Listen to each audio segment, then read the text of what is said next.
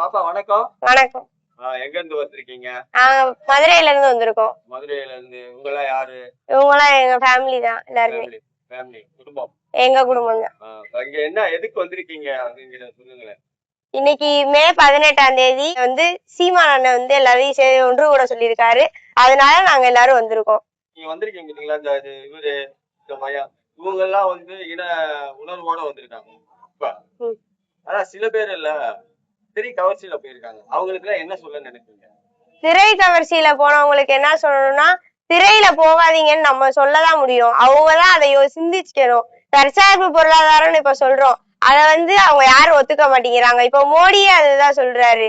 இப்ப சிலிண்டர் தட்டுப்பாடு, டீசல் தட்டுப்பாடுன்ற போது இப்ப அவங்களே அததான் சொல்றாங்க, தற்சார்பு பொருளாதாரம். அதை நம்ம முன்னாடியே சொல்றோம்.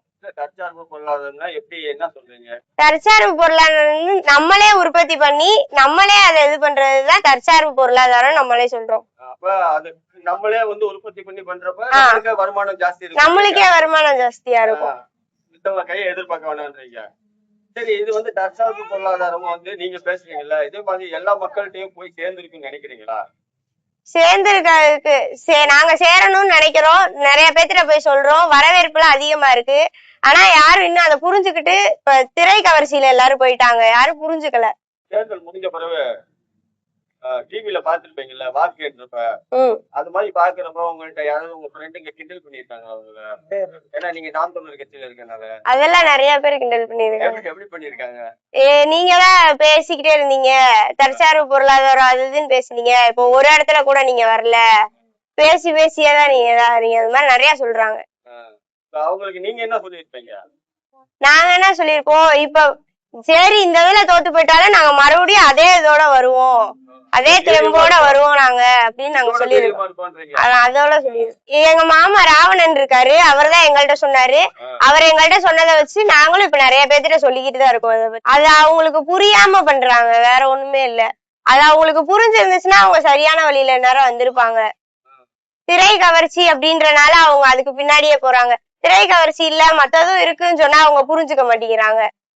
இப்ப இந்த அளவுக்கு ஆனது காரணம் மக்களோட புரியாத அந்த தன்மைதான் அதுக்கு காரணமே. என்ன புரியாது காரணம்? அவங்களுக்கு நம்ம சொல்றோம் தற்சார்பு பொருளாதாரம் சொல்றோம், இன்னும் பல விஷயம் சொல்றோம், அதெல்லாம் அவங்களுக்கு புரியல.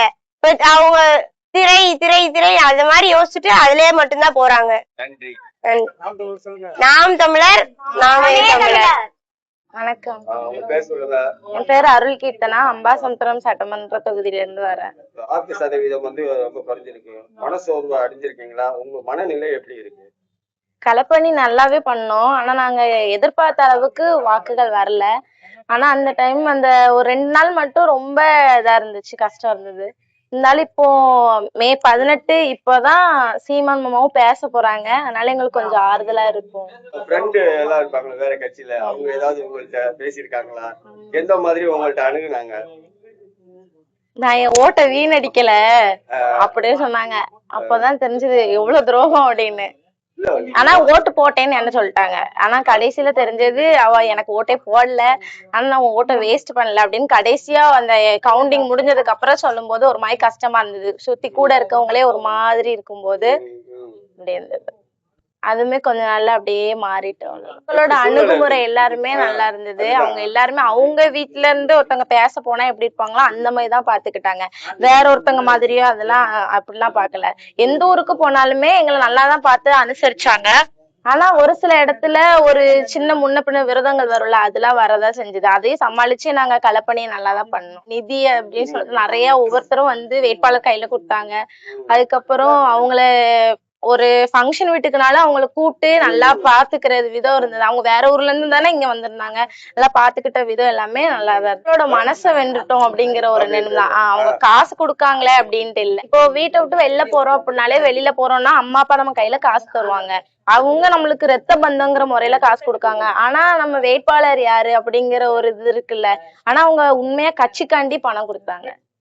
அதுல உழைக்கிற எங்களுக்காண்டி அவங்க காசு கொடுத்தாங்க.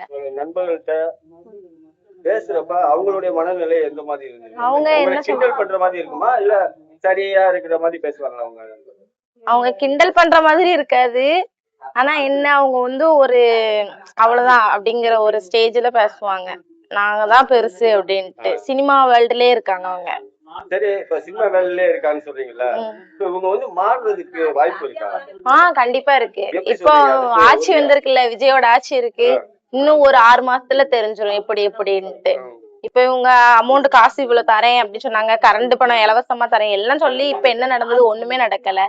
அதனால இன்னும் கொஞ்சம் கொஞ்சம் மாறும், அப்ப எல்லாருமே புரிஞ்சுப்பாங்க. கொஞ்ச நாள் கழிச்சு சரி மாற்றத்துக்கான ஆட்சி தானே இவங்களுக்கு ஓட்டு போட்டாங்க, அப்ப இதை விட மாற்றம் என்ன வரும் அப்படின்னு சொல்லிட்டு நமக்கு மாறுறதுக்கு வாய்ப்பு இருக்குல்ல. சினிமா பார்ப்போம், சினிமா வேற வாழ்க்கை வேற. ஆனா வாழ்க்கைய அரசியல் வேற, வாழ்வியல் வேற. நம்ம அரசியலை வந்து வாழ்வியலா தான் பார்க்கணும். வாழ்க்கை நம்ம வாழ்ற வாழ்க்கையை வச்சுதான் அரசியல் வந்து முன்னேற்றி போகும். அது பொருளாதாரமா இருக்கட்டும், நம்மளோட இயற்கை சுற்றுச்சூழலா இருக்கட்டும், எல்லாமே நிறைஞ்ச அரசியல் தான் சீமானோட ஆட்சி. அதனால அது உண்மைதான். நன்றி. வணக்கம் சகோதரி. வணக்கம் ஐயா. எங்க இருந்து வந்திருக்கீங்க? நான் திருப்பூர் டிஸ்ட்ரிக்ட் அவினாசி தொகுதியில இருந்து வந்திருக்கேங்க. அது வருங்கால தலைமுறைகள் வந்து இந்த மாதிரி நடிகர் பின்னாடி போகாம இது மாதிரி கூட்டங்களுக்கு எல்லாம் கூட்டு வந்தா சீமானண்ணா வந்து கொஞ்சம் சிந்திக்கிற மாதிரி பேசுவாங்க. அவங்களோட பேச்சுக்கள் எல்லாமே நம்ம இனப்பற்று, தமிழ் பற்று அந்த மாதிரி இருக்கிற மாதிரி ஈர்க்கிற மாதிரி இருக்கும். அரசியல்னா அவங்க பேசுறதா அரசியல் மாதிரி இருக்கும். ஆனா அதனாலதான் என் பையனை நான் கூட்டிட்டு வந்திருக்கேன். முதல்ல அவனுக்கு தெரிஞ்சுக்கணும், இதான் ஃபர்ஸ்ட் டைம் கூட்டு வந்திருக்கேன், அவனுக்கு இதை பத்தி என்னன்னு தெரிஞ்சுக்கணும். அப்பதான் அவனுக்கு சின்ன வயசுலயே நம்ம ஒரு விஷயம் மனசுல பதிஞ்சாதான் அது பெரியவனா ஆக ஆக அது கூட அது அடி மனசுல பதிஞ்சிரும். இப்ப ஒரு சினிமா கூட்டு போனா நடிகர் பார்த்து அது மாதிரிதான் குழந்தைங்க வளர்ந்து இப்ப அப்படிதான் அரசியல் இருக்கு. ஆனா அது மாதிரி ஆகக்கூடாதுன்ற ஒரு காரணத்துக்காக என் குழந்தைய நான் கூட்டிட்டு வந்திருக்கேன்.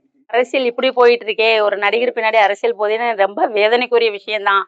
அவங்க வந்து இன்னும் சிந்திக்கல. அதாவது அவங்கள என்னன்னா அவங்களுக்கு அவரை பிடிக்கும், அதனால நம்ம ஓட்டு போடுறோம். அந்த மாதிரிதான் மக்கள் சிந்திக்க ஆரம்பிச்சா நாடு எங்கேயோ போயிருக்குமே. அந்த சிந்திக்காத காரணத்தினாலதானே அப்படி போய்கிட்டு இருக்கு.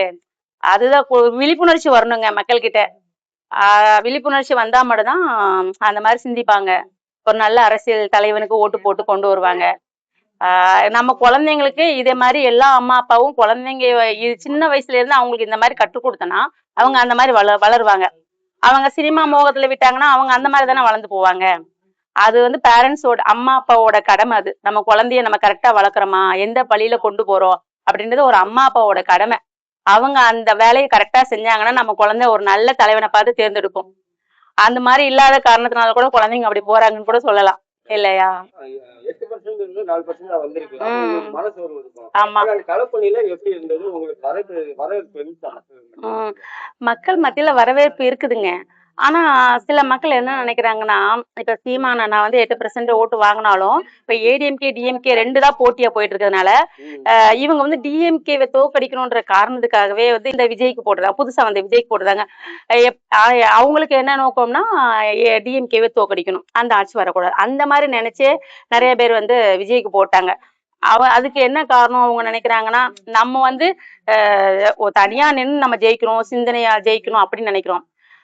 சில மக்கள் அவங்களோட கருத்து எல்லாம் பாக்குறப்ப போன வருஷம் சீமான் அண்ணாக்கு ஓட்டு போட்டவங்களே இந்த வருஷம் அவனை விஜய்க்கு போட்டேன்னு சொல்றாங்க. ஏன் அப்படி சொல்றாங்கன்னா, சீமான் அண்ணா வந்து இப்ப ஜெயிக்க மாட்டாங்கன்னு தெரியும், அதனால டிஎம்கே ஆட்சி வரக்கூடாது அதுக்காக போட்டோம், அந்த மாதிரி சொல்றாங்க. அது மாதிரி நம்ம சீமான் அண்ணா கட்சியில இருக்கிற ஆளுங்க பார்த்தானா, ஃப்ரெண்ட்ஸுங்கெல்லாம் அவங்களாம் பார்த்தானா அது எப்படி நம்ம ஒரு ஃபேமிலியில இருக்கிறவங்க மாதிரி தான் அவங்கெல்லாம். ஒரு ஒரு எடுத்துக்காட்டுக்கு நான் ஒரு விஷயம் சொல்றேன். நான் வந்து கொஞ்சம் சோசியல் சர்வீஸ் மைண்ட் தான் எனக்கு. நான் என்ன பண்ணிட்டு இருக்கேன், இந்த பிளாஸ்டிக் ஒழிக்கிறதுக்காக நான் கேரி பேக்ல ஒழிக்கிறதுக்காக நான் வந்து துணிப்பை தச்சு சேல்ஸ் பண்ணிட்டு இருக்கேன்.